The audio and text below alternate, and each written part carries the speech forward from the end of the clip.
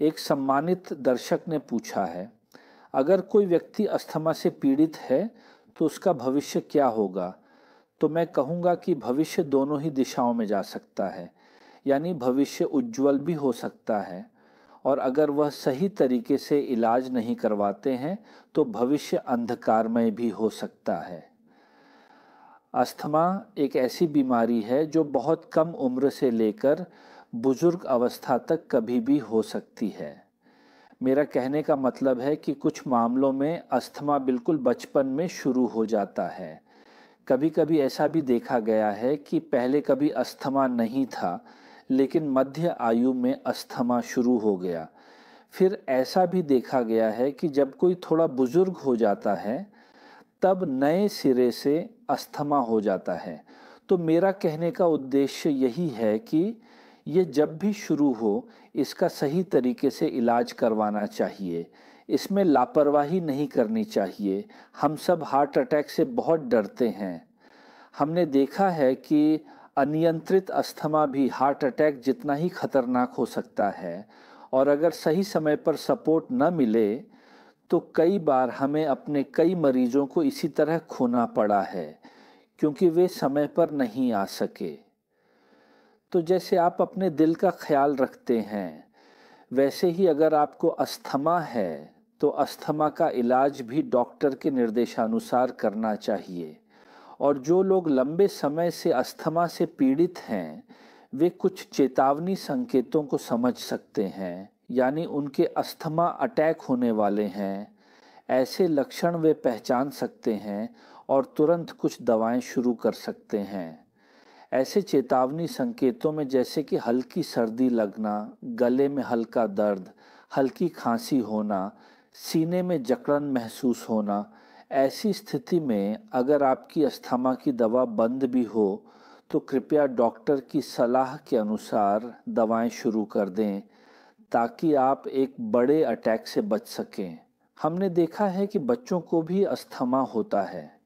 जब बच्चों को अस्थमा होता है तो हम देखते हैं कि बुखार के समय माता पिता फार्मेसी से एंटीबायोटिक दिला रहे हैं और भी कई दवाएं दे रहे हैं, जबकि कोई खास लक्षण नहीं है। लेकिन देखा जाता है कि शायद बच्चे को अस्थमा के कारण बार बार खांसी हो रही है। जब वे हमारे पास आते हैं और हम इन्हेलर की सलाह देते हैं तो वे चौंक जाते हैं कि अब से इन्हेलर इस्तेमाल करेगा तो बुढ़ापे में हालत और ख़राब हो जाएगी।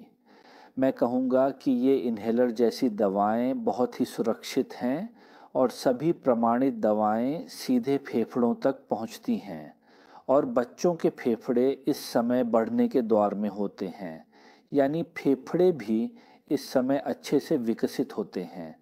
अगर इस विकास के समय बच्चे के फेफड़े बार बार प्रभावित होते हैं तो यह विकास सामान्य नहीं होगा, बल्कि अगर आप इस समय सही इलाज शुरू करते हैं तो फेफड़े को अच्छे से बढ़ने का मौका मिलेगा।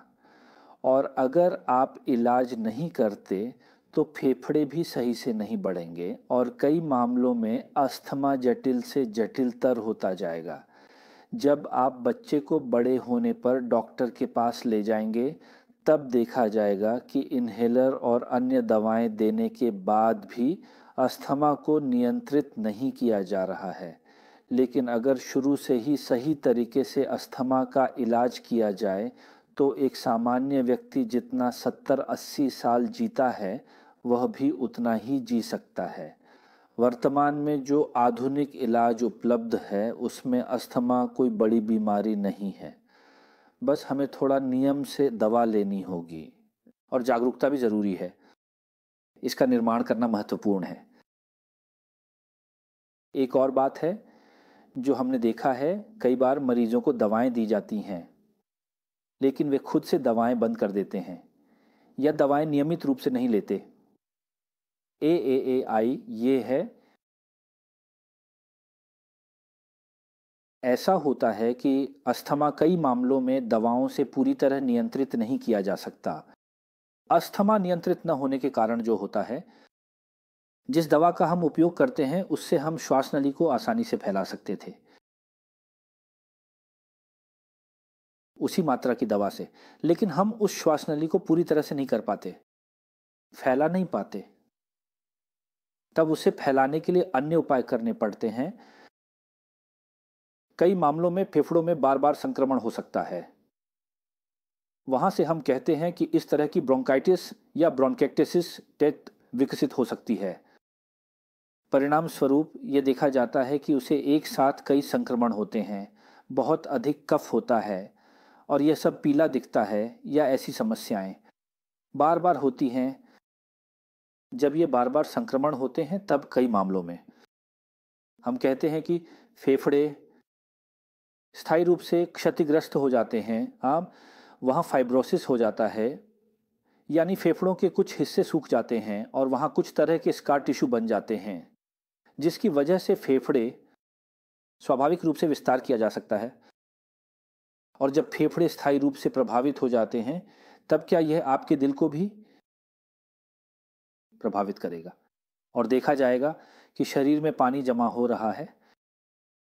सुनिए, आयामी बीएलबी सबसे महत्वपूर्ण बात यह है कि जब भी आपको अस्थमा डायग्नोसिस हो जाए, नियमित रूप से दवा का इस्तेमाल करें और आप अस्थमा एसएमपीआर के स्टेटन थाकुन, जिससे आप स्वस्थ तरीके से उसी तरह वर्ष पीआर वर्ष अच्छे भावे जीवन्यापयन काटते पारबेन। इंशाल्लाह आप बिल्कुल ठीक रहेंगे। लेकिन अगर आप दवाओं का सही तरीके से इस्तेमाल नहीं करते हैं तो अचानक अस्थमा का अटैक हो सकता है, जिसके कारण आपको अस्पताल में भर्ती होना पड़ सकता है और आईसीयू की मदद लेनी पड़ सकती है। कई बार यह जीवन के लिए घातक भी हो सकता है।